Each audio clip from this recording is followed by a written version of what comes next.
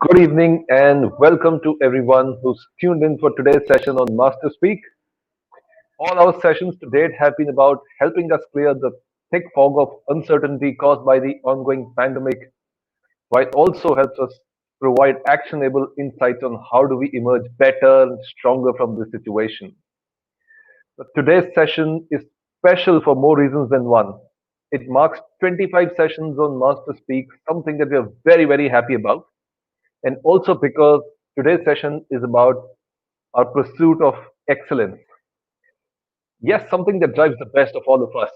But hold it there. Before we delve deeper on the subject, let me go around and ask our audience who've logged in today to join us. I hope all of you who are watching this show, your families, your near and dear ones, everybody is safe and healthy. Please give us a shout out, press the like button, and let us know everything is fine at home. Very important for us to know that. Let us know which city, which part of the country you're joining us from.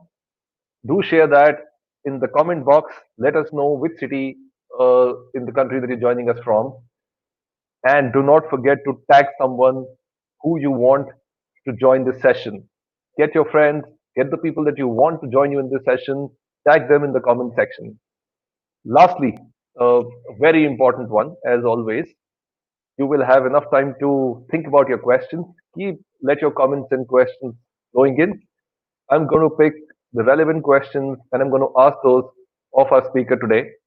Two of the most, not most, two of the lucky questions for today will be declared as winning questions and they will get a gift voucher at the end of the show. So stick with us to the end of the show, ask your questions, and get a shot at winning the gift vouchers at the end of the show. Now, I guess I have your full attention, so let's move to the part where I introduce our guest speaker with you.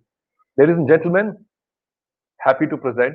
In fact, I'm delighted to present legendary Tom Peters. Now, he needs no introduction, but I'm having a fanboy moment here. It is my honor to be in conversation with a man whose first book sold over 5 million copies and still counting. And this is not the only thing. It practically gave birth to multi-million dollar industry and established him as first amongst the best management gurus of our time. Considered the Red Bull of management thinkers, and I read it somewhere. I don't know where exactly was it, but I do remember what it said. If business is the new rock and roll, Peter is Elvis. It is also said that Peter Drucker invented management, Tom Peters vivified it. His seminal management book, In Search of Excellence, changed the way the world does business and often tagged as the best business book ever. In November 2017, Tom received the Thinkers 50 Lifetime Achievement Award, and 17 books and many years later, Tom is firmly on top of his game. His bedrock belief, execution is strategy. It's all about people and doing, not the talking and the theory. It's the doing. However, today, over the course of next 1 hour or so, it's about the talk that will set us up to achieve more by doing what Tom has been inspiring millions to do. So let's dive into this conversation by once again thanking Tom for joining us today. Tom, such a privilege to have you with us on Master Speak. Let's start with you sharing how do you feel about being connected with thousands of eager minds who are waiting to hear from you, and also the thought behind today's conversation, topic for a conversation, 29 number ones that you have written recently. Well, first of all, it is a pleasure to be with you, but I've got a smile on my face because I've never been called Elvis before. And so, as far as I'm concerned, the day is done. I'm happy. It's all over. Thanks a lot for the invitation. No, I am delighted to be with you and with the audience. I will say, since I am conversing with India, that I would not say I spent a lot of time in India, but I probably have been there 25 times. Some to speak, and far more important, my wife for 15 years had a home furnishings company, and she was doing all of her sourcing in India. And occasionally she took me along to carry her suitcases. And that's when, with all due respect, I got out of Mumbai and Delhi and went a little bit into the countryside and fell in love with India all over again. So There is a relationship that's been incredibly positive as far as I'm concerned.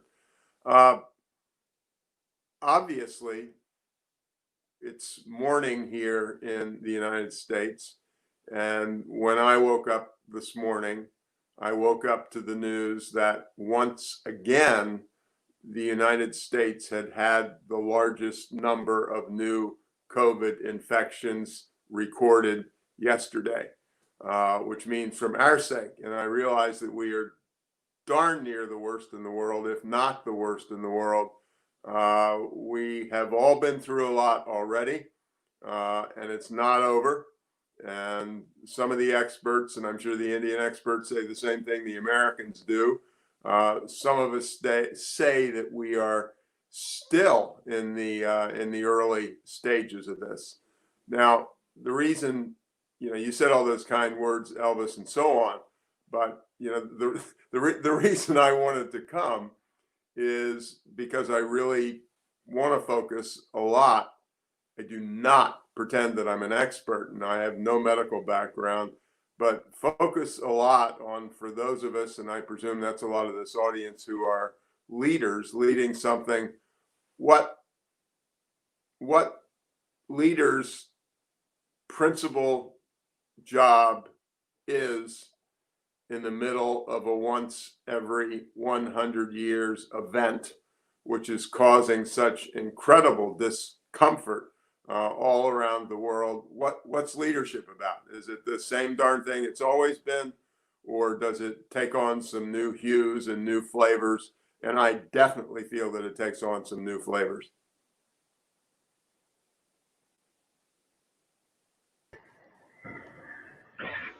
Tom, I can confirm to you, I didn't make that up. I will go back and hunt for that article where I read. So, I remember this person calling you Elvis. If business is the rock and roll, then Tom Peters is the Elvis, and I'm sure that that's the case. I completely agree with that. especially when you're not a young man anymore, to be, I suppose I could do a little bit of dancing while we're on stage, but I'm now in my 70s and that would not be very pretty. Maybe that's a topic for another day, Tom. But If I do, okay, let you can invite me back and you and I can have a virtual dance. How's that sound? that will be such a privilege, Tom. So, okay, Tom, uh, you know, before I ask you more about your 29 number ones, this one question I'm sure that you have been asked quite often. Your book In Search of Excellence was published in 1982. It's been nearly 4 decades now, and the business world has changed so dramatically ever since. The themes that you mentioned in the book, how do they still apply to this current VUCA world, as we call it, volatile, uncertain, chaotic, ambiguous world? Well, I want to give two different answers. Not all of the companies that we looked at in 1982 have fared particularly well. A lot haven't. And that's a big point too, because the simple fact of the matter is Germany, India, the United States, take your pick, giant companies get bigger and bigger and more bureaucratic and more bureaucratic. And unfortunately, excellence tends to disappear in that process. So a lot of them got beaten up. Now I'm gonna take exception in the most polite way to what you just said. You said that things have changed dramatically, and my answer to that is they absolutely have not changed dramatically. The way we do things may have, but an organization, here's the way I like to say it. Organizations are about two things: private sector, public sector, independent sector, big, small. They are about service and they are about people. And my little one sentence version of that is organizations are people called leaders serving people, which are our employees, serving people who are our customers and communities. And so the whole reason I'm having this conversation with you, and I've been having other conversations like it, is that what we said in 1982 is 10 times more important today in the face of the COVID-19 thing. It's all about people. I have given 2,500 plus speeches, and I walk into the room and sometimes people paid a lot of money, and I've said, it's all about people. Been a nice flight. Talk to you later. So, the organizations are about human beings, and the answer is yes, artificial intelligence and robotics are taking jobs away and so on, and I don't deny that for a minute. But think about it. We've got a lot of people working from home now. The US term for it is WFH, but a lot of people working from home. And what are we trying to do, and what are leaders trying to do? We're trying to learn how to talk with each other and be more effective with each other, doing it through a screen. But it's all about people. And, to go past that, and I'm sure you and I will get to this in a while, to go past that, if you want to survive in the age of the artificial intelligence revolution, which is already underway, you need to be more human than ever. From a business perspective, you have to be closer to your customers and engage your customers more. And the services and products that you provide have got to be insanely human and incredibly exciting in a way that they weren't before. If you are in a business that's a commodity business, you are out of business. The commodity businesses will be taken over by artificial intelligence, robotics, and so on. And so to survive from a business perspective, you got to be special. I mean, maybe you always did, but now it's times 10.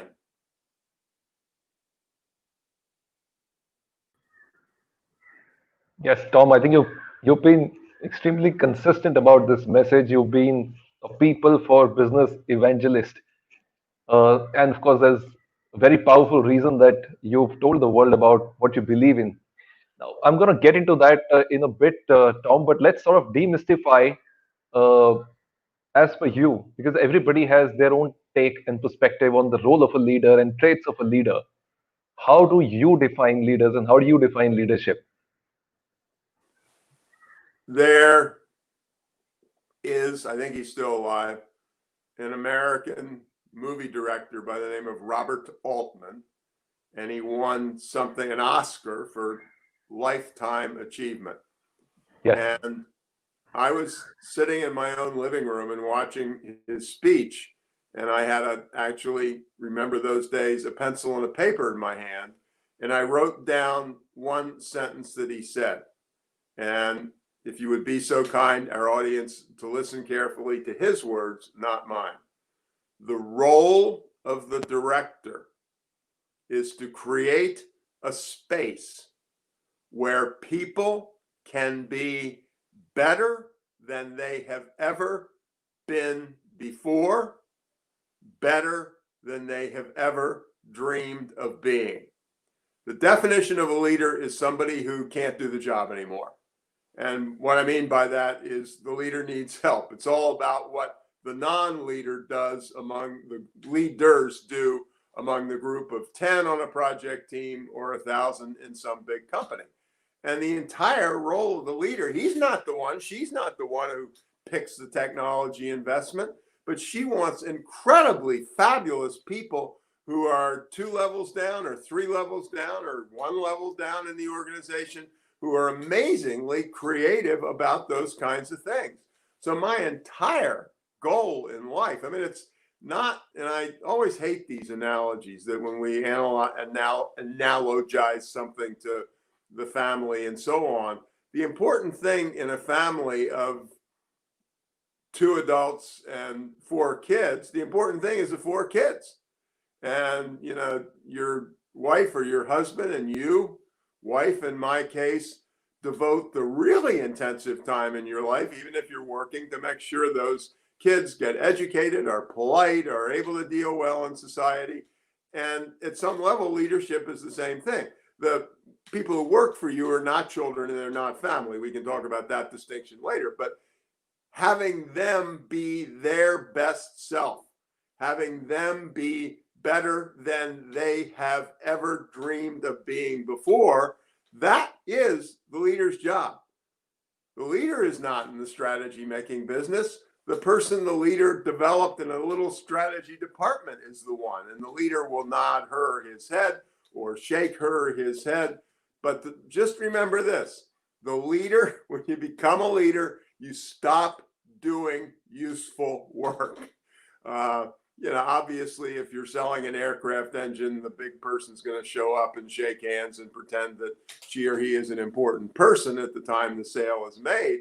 But even in that case, that's just icing on the cake.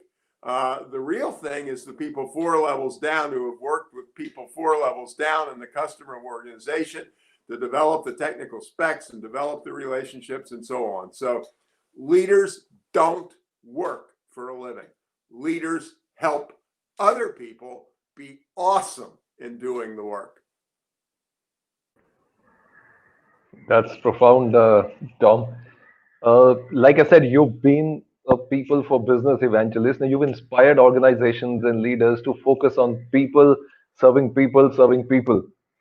But what are your thoughts about organizations making profits to be able to serve people? Should that not be the first point to emphasize on after purpose? So, should it not be purpose, profit, and then people? Because if you're Well, not zoomed in on making profits, you will I not be want able to say to 2 support things people. in responding. First, I want to yawn like that because taking great care of people is the best way to make a lot of money. Okay. A guy by the name of Hal Rosenbluth, who ran a giant travel services company in the US, which eventually sold to American Express and so on, he wrote a book. And here was the title of the book: The Customer Comes Second. And the translation of that is, if you want to put the customer first, then the most important person is the person in your company who is serving the customer. A guy by the name of John DeJulius, who owns a lot of spas and is a customer service trainer, put it this way. He said, your customers will never be any happier than your employees. So that's the first half of my answer. The second half of the answer is the American half.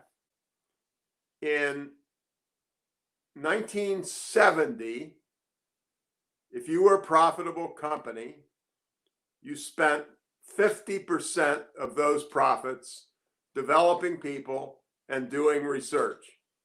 And then a wretched human being came along by the name of Milton Friedman, and he introduced this devastating idea that has screwed up our country as well as our businesses, and it was called profit maximization.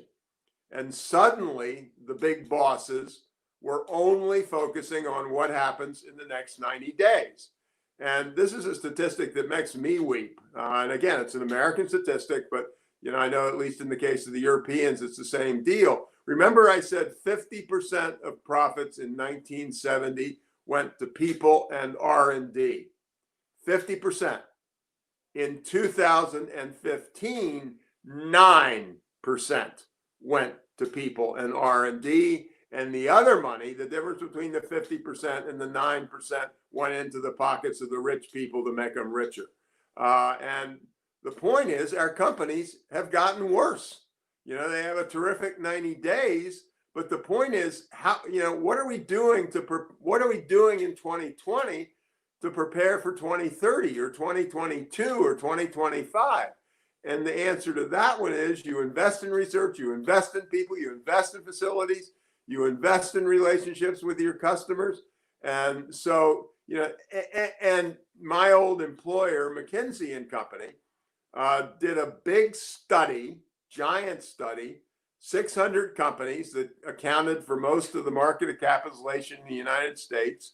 And they looked at 450 that focused on the short term and 150 that focused on the long term. And the financial performance of the 150 was incredibly good compared to, excuse my language, the damn people who had focused on the next 90 days. And thinking of Indian society and American society, the money numbers were all fabulous for the short termers.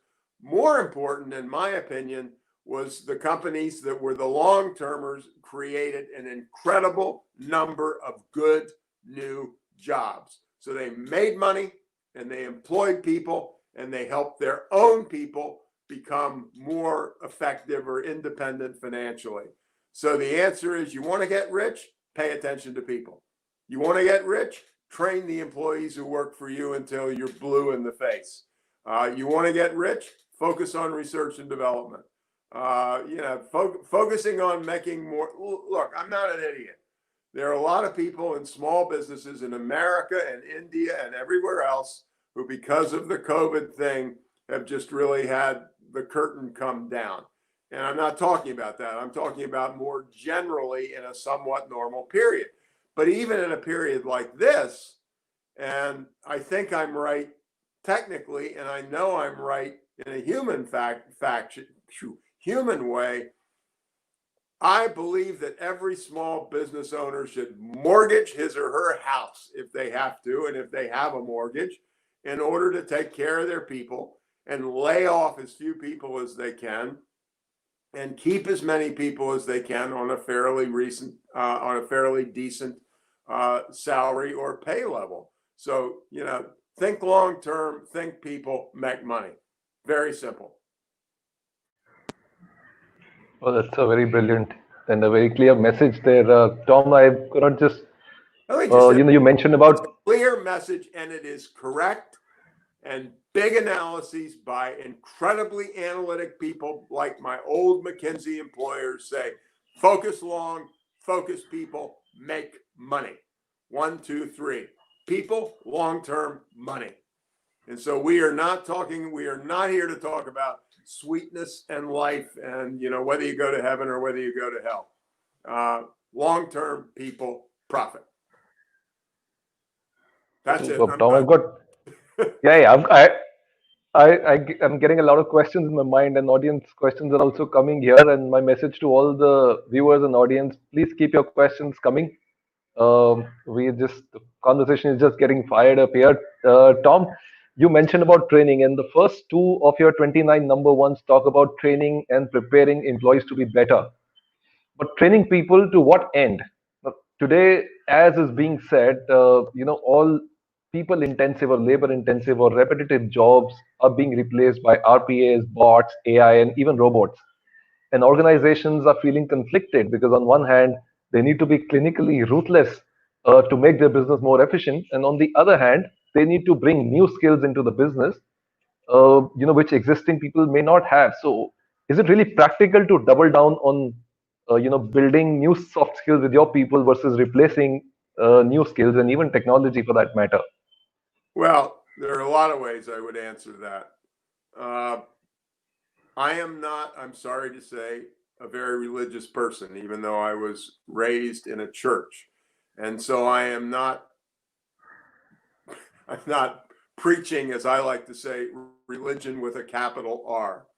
But there is a well-known columnist in the United States. His name is David Brooks. And he said the following a while back, and I just thought it was one of the most profound things I had ever read. He said there are two kinds of virtues. There are resume virtues and there are eulogy virtues. The resume virtues say his parents sacrificed, he went to a good school, he got high grades, he went to work for a company, he got lots of promotions, he has a big house because he made a lot of money. That's all the thing. Those are the things in the resume. The eulogy virtues are what people say at graveside after you have passed away. And my feeling is, I'm not very religious, but I would really hope that the people at graveside would include a lot of my employees who thought I had helped make their life incredibly better during the 2 months or 2 years that they were with me.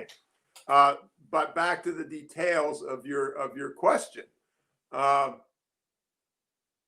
first of all, relative to the technology, uh, not everything is going to change in the next 24 months, COVID or not COVID. And in order to get to 2027, we've got to get through 2021, 2022, 2023, et cetera. So the first thing we've got to do is be incredibly great at what we do right now. And that's critical. And the best way to do that is have people who are learning and learning and learning. You have two obligations to your employees.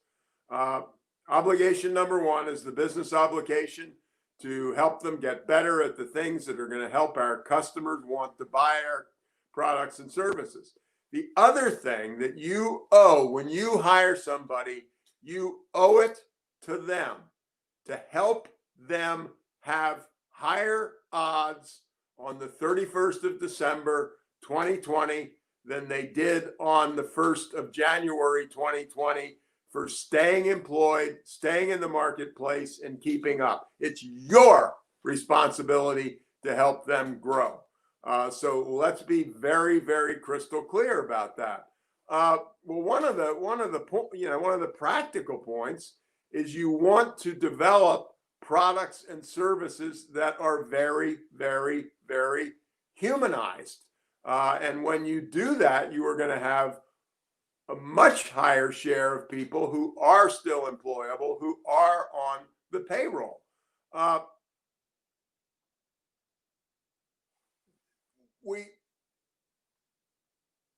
just don't see us in a situation where employment is evaporating. I want to figure out how to make that. I have insurance with a company called USA, United Services Automobile Association, that was founded to help people in the military like me many years ago be able to pay insurance because the Army and the Navy didn't pay you very much at all. I still have USAA as my insurance company 54 years later, as they always remind me. And USAA has the best call center on the planet. It is not a factory. It is not low pay people. You call up USAA and they answer the phone on the first or the second ring. And they chat with you and they begin by saying, wow, thank you for the 54 years that you've been a customer of the company. And then we talk through the problem I've got. I had one because of a little car accident a few weeks ago. And we talk through the problem and they talk to me intelligently. And sometimes in the middle of the conversation, we go off and talk about sports. And I always say to them, oh my gosh, I'm sure your boss is standing behind you and beating you with a whip and telling you more productivity, more productivity. And the person from USAA always answers and they said, no, you don't understand us. My goal, Tom, is to make you happy. And so I am given all the time that I need to enhance the relationship with you. I mean, we can't talk all day long, obviously, but you never feel like it's somebody who's in a rush. And, I talked to a woman, as I said 2 weeks ago. I know her kids' names. I know where they go to school. She knows my kids' names. And we had a conversation between two human beings. The point being, I would never stop doing business with that company if hell froze over. And they have paid attention to taking something mechanical in a lot of places, like a call center, and turn it into their biggest marketing tool in history. You got to have imagination and you can make this stuff work.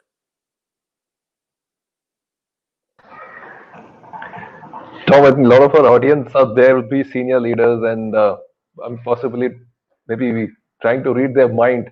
So being a leader or a CEO is a tough job. Like you mentioned, they must balance the need to deliver quarterly results. Those 90 days, unfortunately, that's the part and parcel in the reality of the business.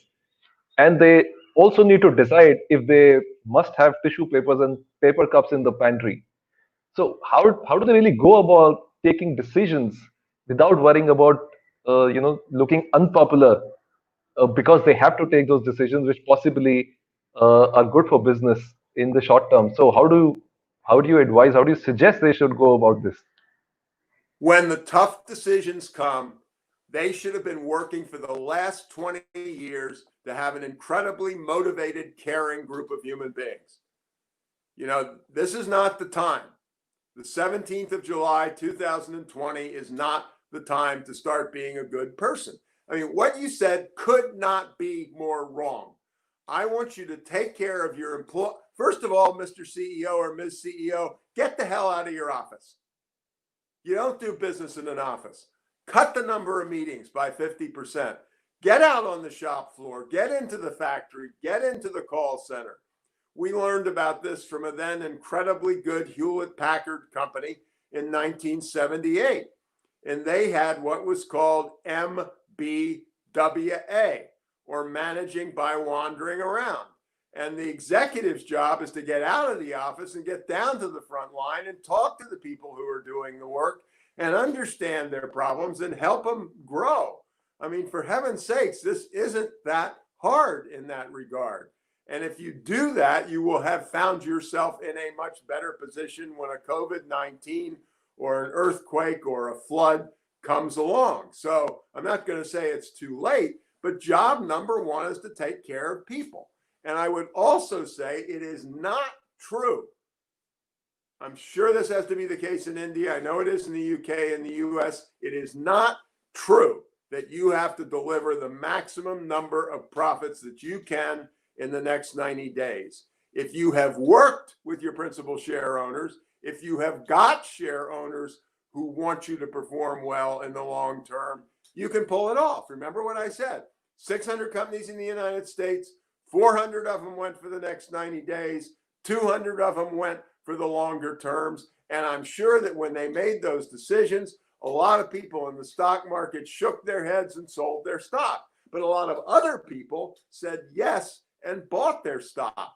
No Indian CEO or American CEO who has a brain should get sucked into believing that the only damn thing that matters is the next 90 days. If that's what you think, send a letter to your board of directors when this speech is over and tell them, I resign. I don't want to be part of this. There was a guy I talked to, ran a $10 billion electronics parts company.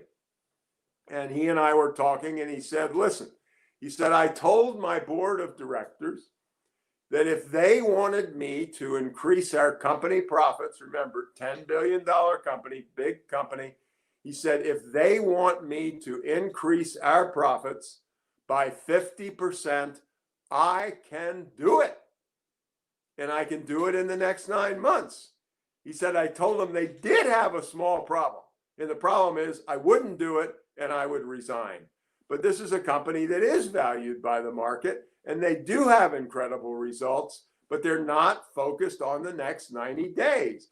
I'm talking out of my own culture. I don't like to use words that are inappropriate, even though I was a sailor years ago. But the 90-day focus is bullshit and counterproductive and inhuman. And as far as I'm concerned, you focus on the next 90 days and you are going to go directly to hell. And I am not a religious person. I mean, I'm really pissed off about this. It is crap. And here's the wonderful news for India and Germany and America and whomever. The economy actually isn't about these giant companies. The magic of economic growth in Germany or India or the United States is what we call the SMEs, small and middle-sized enterprises. And that could be up to $100 million. But what I'm talking about is the enterprises with 25 employees, 125 employees, maybe 500 employees. But, one of the problems with we management gurus, which is a term I hate, but it does pay the rent.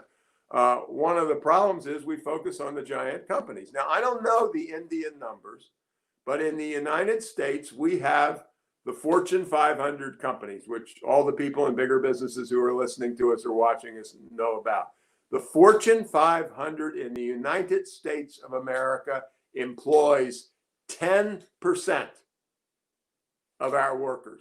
90% of our workers 9 out of every 10 of our workers do not work for a super giant company.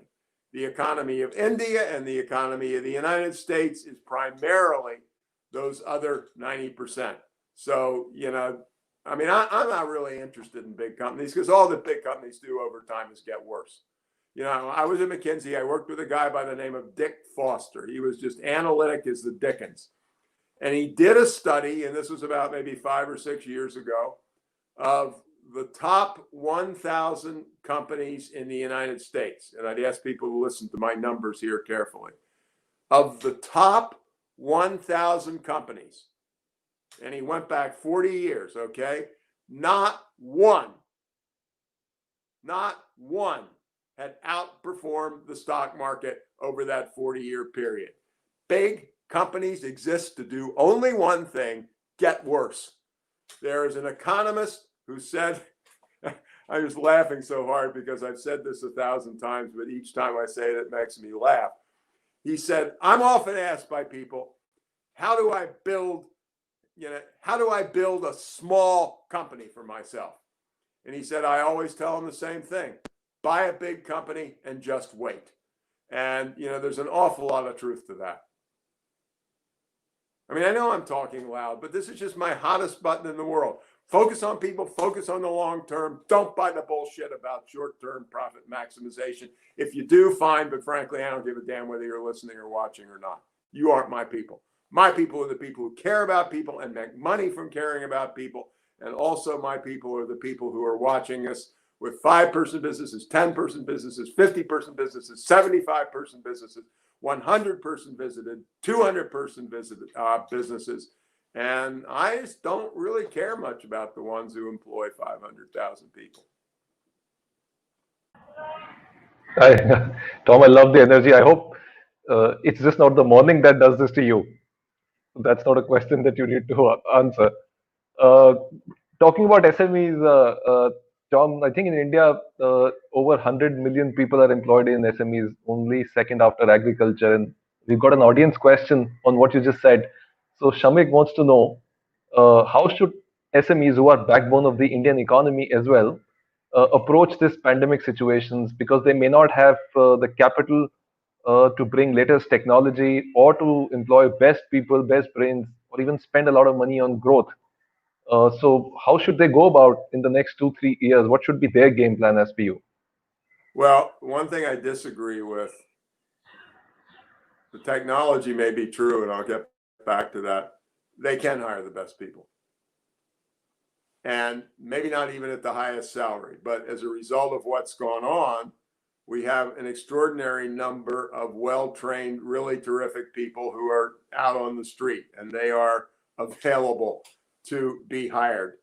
And again, this theme, if I've treated you incredibly well for the last 15 years, and I have to tell you that I'm going to have to cut your wage by 50%, A, 50% is better than nothing, and B, you're going to hang in there because I've treated you so darn well. So I don't think that's the case. The economy has shrunk. It has not shrunk to zero. It has not shrunk to anything like zero. I am quite, there are restaurants near where I live that have been incredible about dealing with their people and their customers in the face of COVID-19. They have worked incredibly hard on the social distancing, on the mask wearing. They have reconfigured the inside of their restaurants and put tables on the street. It's summer here. And they're doing a lot less worse than they might do. When I hang up at the end of this, I'm going to go out and buy a takeout dinner for tonight. And it is a takeout dinner. And maybe we would have gone to the restaurant. but I'm going to buy that takeout dinner from a small organization 6 miles away from here that has changed their menu and changed everything. And they are now doing pretty darn well and have an incredible following, an incredible word of mouth, because they have worked so hard on brilliant takeout menus, on making it safe to walk into the place when you're making your purchase, and so on. It's not nirvana, and there's an awful lot that's going wrong, but we don't start with the assumption that the world has come to an end if we're a business owner. Somebody's going to survive. In the worst case, 60 or 70% of our businesses will survive because people still need things. And you're probably luckier than we are, because not everything that everybody buys is from Amazon, for God's sakes. But it is doable with the right attitude, the right spirit, the right people, and just an absolute passion for making it easy for your customers to deal with you in the restaurant or what have you. Our refrigerator broke down about a week ago. Guess what? We went to our standard appliance repair person, who has done a fabulous job of holding on to his people. His people arrived in our house and they had the big masks on, and they even had the shield on, and they made it entirely clear that they were trying to be as safe for us as they possibly could. They're still in business. They're still in business. I suspect 2 out of 3 people, and I have no data, I suspect that 2 out of 3 people in that business shook their head, got rid of employees, went home, and covered up their head with a blanket and said, what the hell, it's all over. It is not all over. This is the time for incredible imagination. Customers still need things. A lot of people are still employed. Maybe not as many luxuries, but they are still employed. They still need the appliance service. They still need to have whatever done for them. We have a big yard, and lucky us, for God's sakes, whatever. And it's too big for an old man like me to take care of. And there is a company that's helped us with lawn chores tasks for the last 10 years. And he's going gangbusters because he loves his customers. He pays attention to his customers. His customers pay attention to him. He takes good care of the people who work for him. He worries about the families of the people who work for him in very low paid jobs, and he's held on to them. It is not undoable. You don't give up.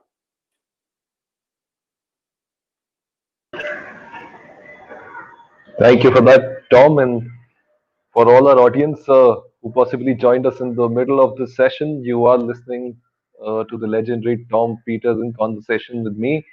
Leave your comments. A lot of questions that we're getting. Keep your questions coming. You could be the lucky question that Tom gets to answer, and you may get to win a prize at the end of the show. So, Tom, Rajesh, moving on to the next. for 1 second. If I ask you a fabulous question, can I be in the competition for best prize? You're, Tom, you're already winning the prize. I'm talking to you.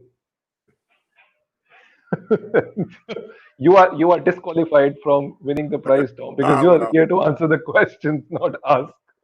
Oh, well. It was worth a try.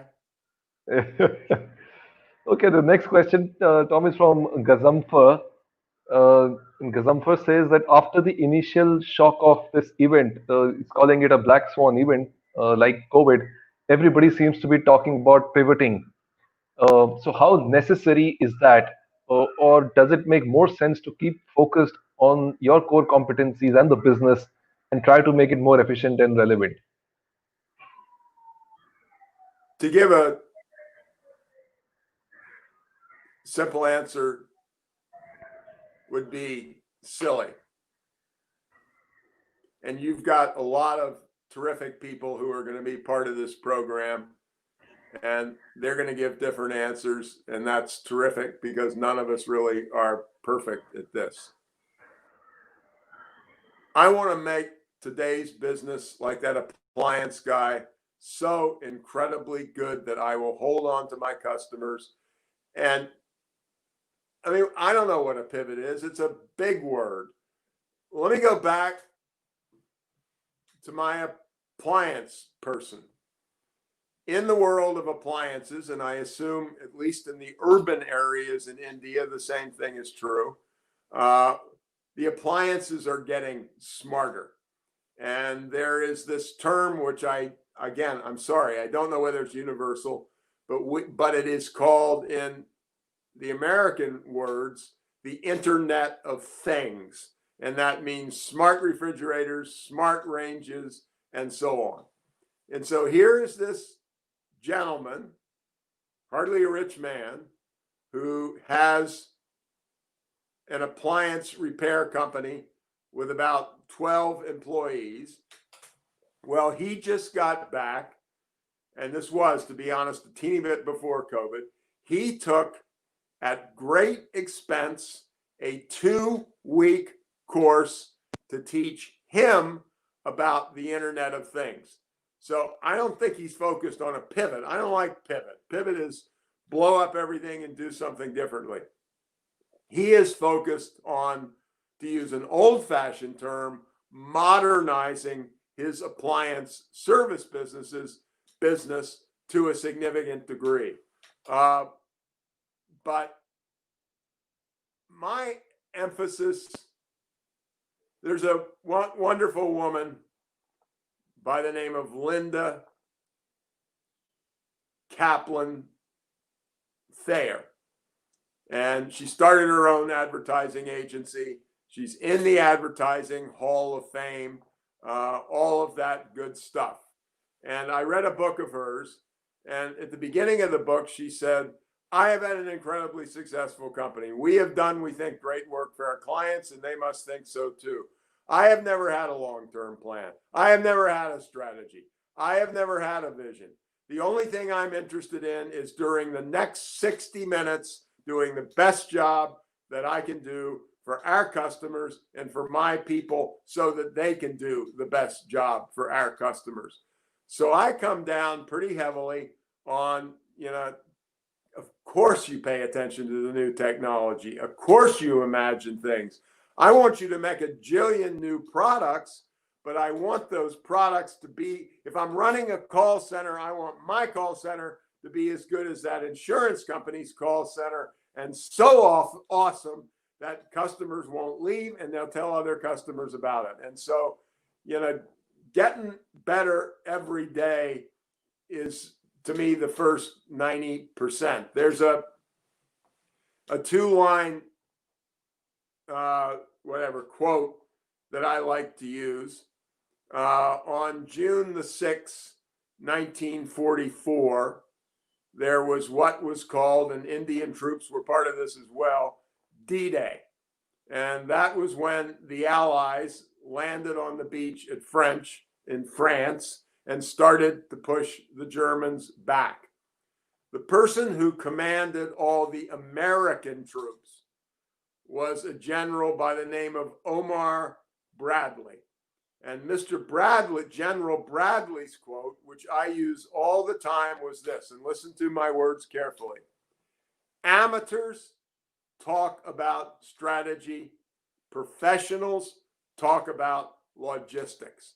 You can have the cleverest how you're going to conquer the world in 2028 strategy in the world, but if the bullets don't get to the soldiers when they land on the beach 3 hours from now, it is all the biggest joke in the world, and a lot of soldiers are going to die.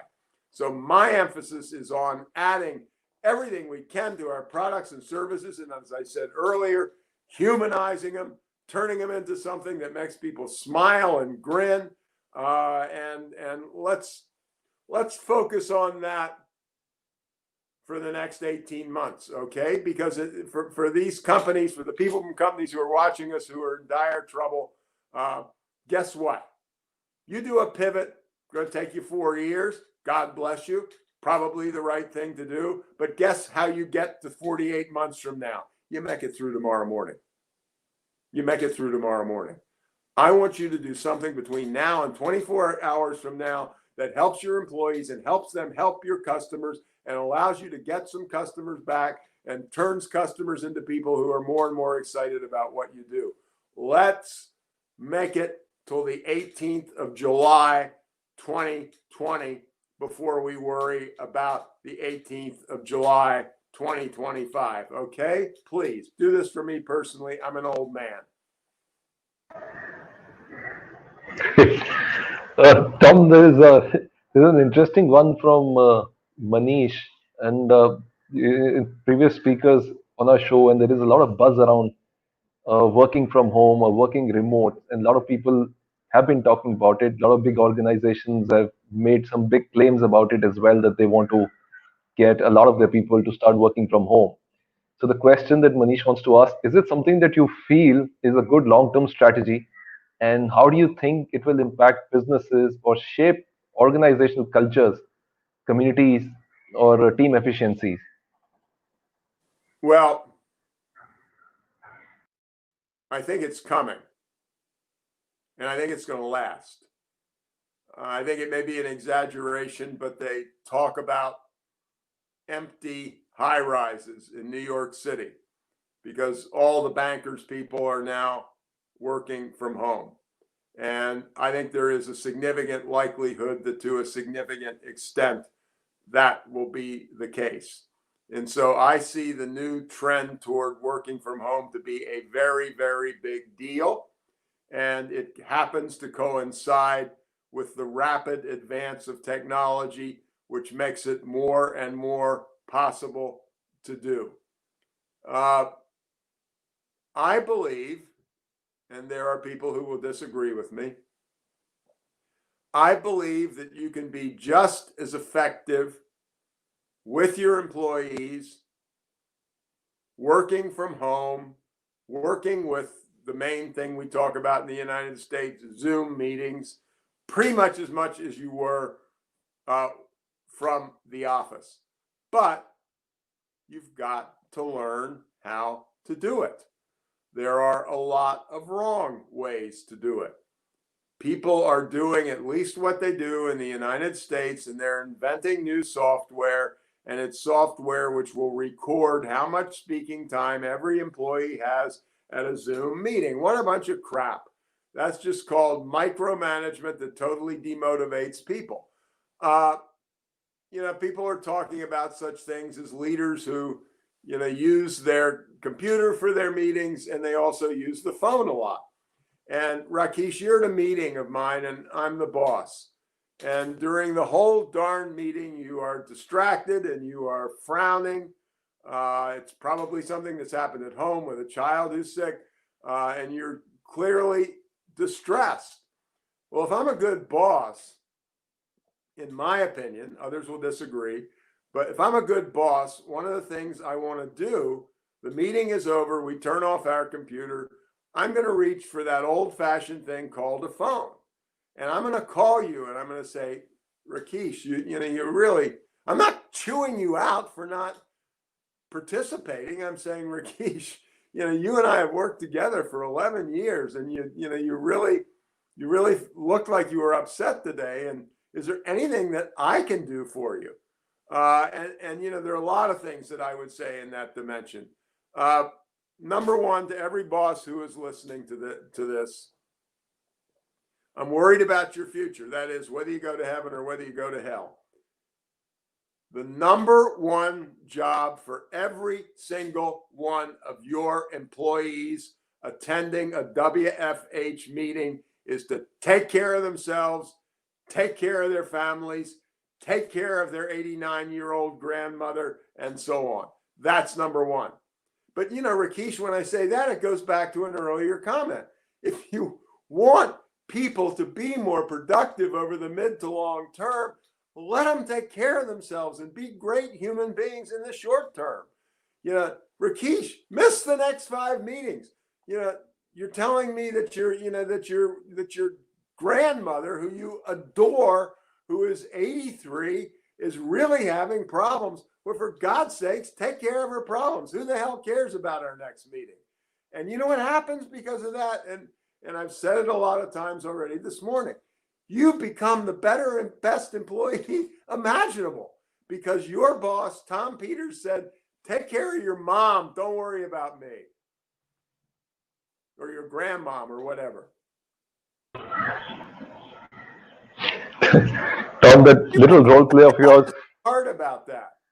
And one thing I really strongly believe, and I had an interchange on Twitter a few days ago, and I said, I've spoken in 67 countries, and I think I've connected pretty well with people. And some smart aleck said, what, have you learned all 67 languages?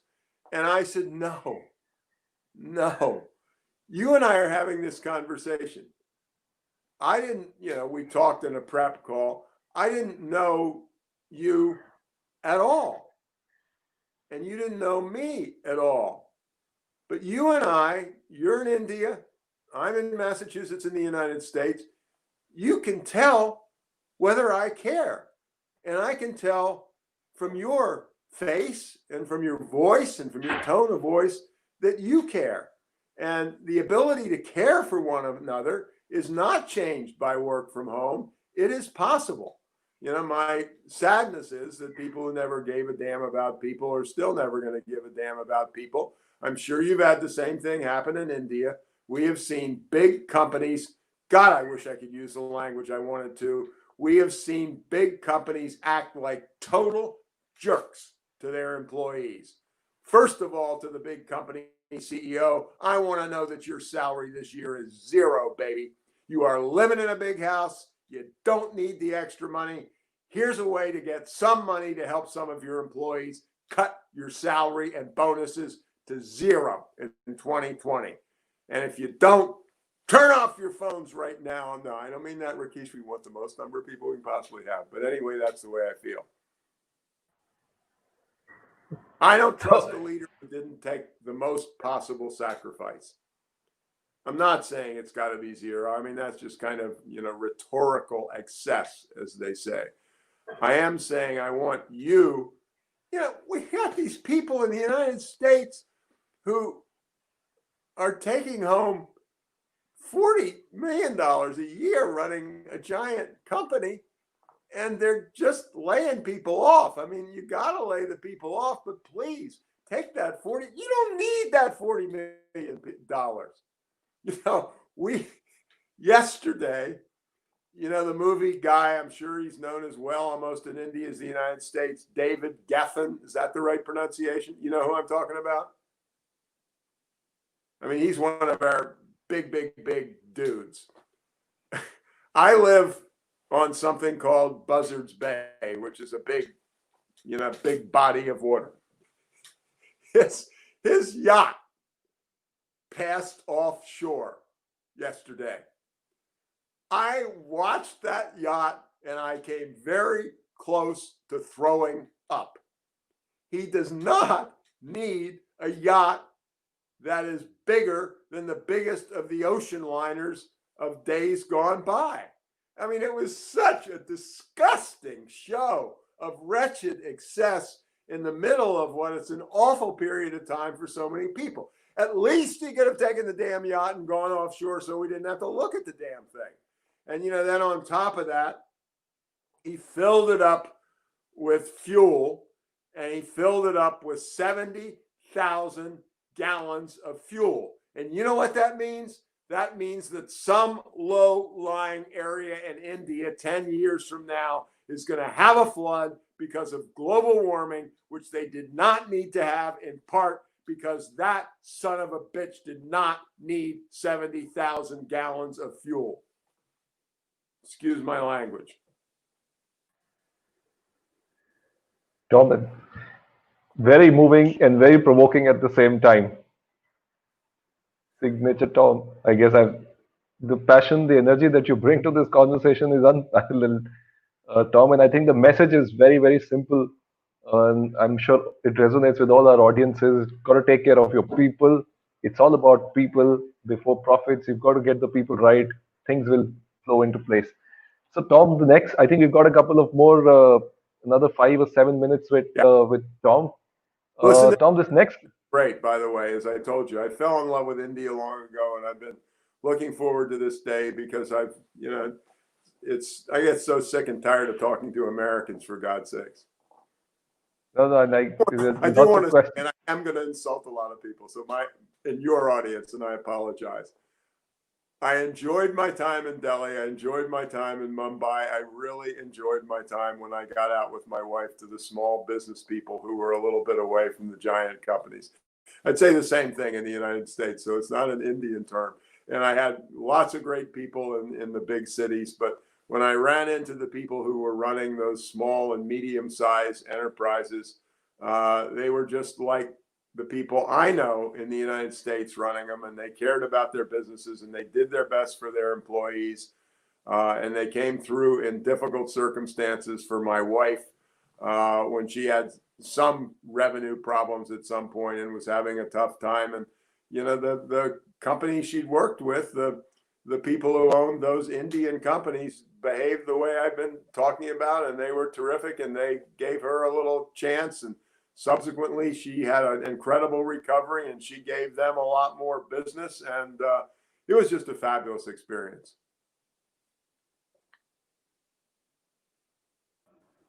Absolutely, Tom. I'm sure our audience are loving it. I think we get the emotion, we get the passion. What you're saying is very, very meaningful. Tom, the next question is from Shikha, and she's saying you work with many CEOs, many entrepreneurs, lots of great people you work with.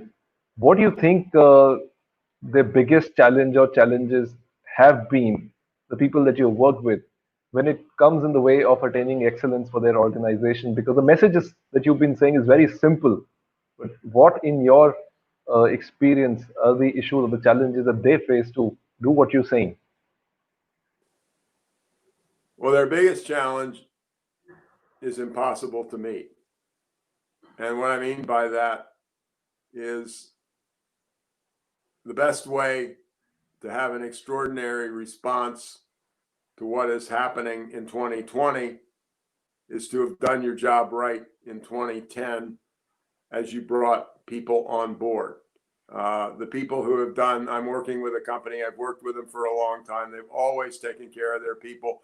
They still have to have had to have significant layoffs. They've handled them brilliantly. They've gone into their personal savings to help people, stretch things. And so my unhelpful answer is too late. You needed to have been doing something 5 years ago. Well, I'm going to change the subject without changing the subject. One way to react better in situations like this is to have women running the company instead of men. There's so much research that says women are better leaders.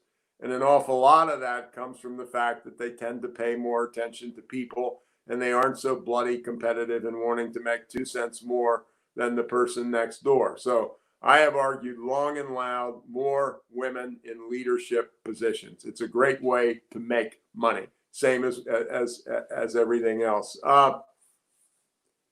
I go back to my earlier point. You're on my team, Rakesh. I know a little bit about your family over the years because we've had chats in the hallway, even though you're 3 levels down in the organization from me. And I really want to tell people their first responsibility is to their family. Their first responsibility is to staying healthy themselves. And I want to tell you, as your boss, please, please, please take care of your family first. And as I said, and I'm not trying to be Machiavellian, Rakesh, when I say that to you, and I mean it, you're going to be so much more productive an employee over the next 5 years because you will remember until your last breath that Tom said to me, skip the next 10 meetings, take care of grandmother.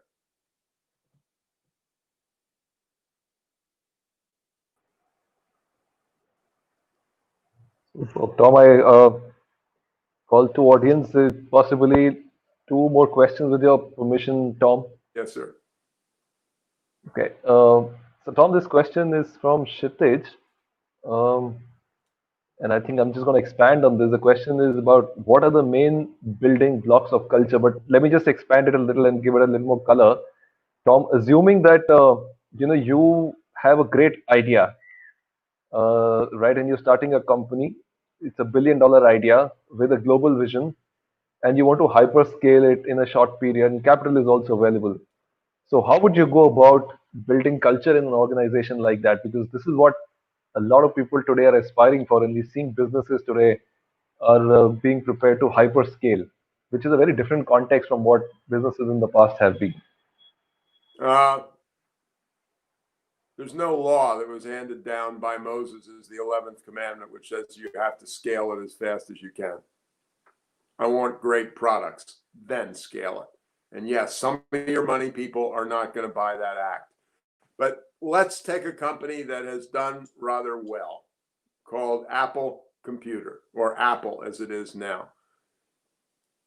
Steve Jobs produced amazing products. He was under incredible financial pressure from time to time. Steve Jobs never introduced one big product on time. His big products usually were late by 1 to 2 years because he would not let a product get into the marketplace until it was ready to be a product that would change the world. And, that is an awful lot of the answer. I have got $1 billion idea. It sounds really cool. I'm going to have 10 venture capitalists who want to invest. I'm going to interview them. And I want to tell them that I have got a great idea and a great product, but it is only going to be great if we take our time and introduce it relatively slowly and improve it and improve it and improve it until it becomes something that can change the world. I wish the term scale it had never been invented. We're near the end, and I'm using language which isn't perfect. Don't scale crap. Don't scale bad stuff. Don't scale stuff that is, it's like opening up a restaurant and you didn't have any money. And so all the food is moldy and half the people who come the first night get sick and die. That is not smart. Don't scale it. Make good product.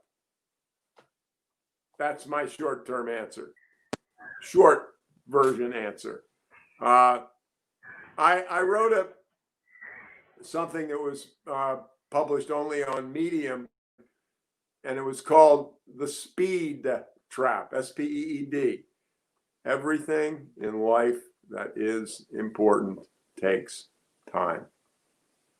Great quality takes time. Great relationships take time. Great new products take time. Great design takes an incredible amount of time. So slow down. And then maybe we will have you in the history books the same way we have Steve Jobs. Slow down, get it right, develop the relationships, find the supplier who will really help you make great stuff, and maybe we'll hang in with you a little bit when the numbers or the money numbers aren't great. Slow down. Don't believe the crap about it is 2020. Everything we do must be finished by yesterday. Slow down. Take a deep breath. I want you to produce excellence, and you do not produce excellence by scaling something that is questionable in value or something. I'm not saying it's bad. It's half-assed. Don't do it. Well, Tom, so that brings me to the last question for this show today. Unfortunately, all good things come to an end, and it's time for us. And there's one last question, Tom. There's a lot of advice that you've given to leaders, the business owners, and everybody now the question or the last question that I have for you is, what is the advice that you would want to give to people who are at early stage of their careers? Given that how things are changing or how things are going to change in the next 5 to 10 years, how would you want them to look at their careers, and what would be your advice to them? I'm going to say two things, and the first one is not the way I want to end, so I'll say it at the beginning. I do want you, when you thank me, to say it's been a pleasure to have Elvis today. Okay, that's got to be part of your answer or your comment. So you have to promise me that. I had dinner a year or two ago with somebody who is one of the top investment bankers, certainly in the United States and to some extent in the world. And at dinner, he said to me, I'm getting back to those youngsters. I'm doing it around in a circuitous way. At dinner, he said to me, do you know what the number one problem is with CEOs of big companies? And I said, no, and I'd love to hear your answer because you're an expert. And you know what he said? He said, they do not read, R-E-A-D. They do not read enough. I was shocked by his answer. And my point of that is, whether you are age 18 or 21 or 27 or 57, you must be learning new things and growing every single day. Two things for you to work on: getting smarter. And one of the great things about getting smarter today, and it doesn't make a darn bit of difference whether you're in Mumbai or Omaha, Nebraska, is there is so many ways to learn, to get Harvard level education practically online for virtually no money. Learn, learn, learn, study, study, study, read, read, read, and make the best possible relationships that you can. And don't forget, God willing, you're going to be old someday like me. And when that happens, you're going to wish you'd worked on those eulogy virtues a little more and those la resume. Look, my ex-wife's father lived in a rural place in the United States, and among other things, he carved the words on tombstones. And I said to somebody a while back, I said, I saw a lot of tombstones. I have never, ever seen a tombstone that had the person's net worth on it. We did not say Joseph R. Jones, net worth $4 million, $4,632,817.12. That's not on the headstone.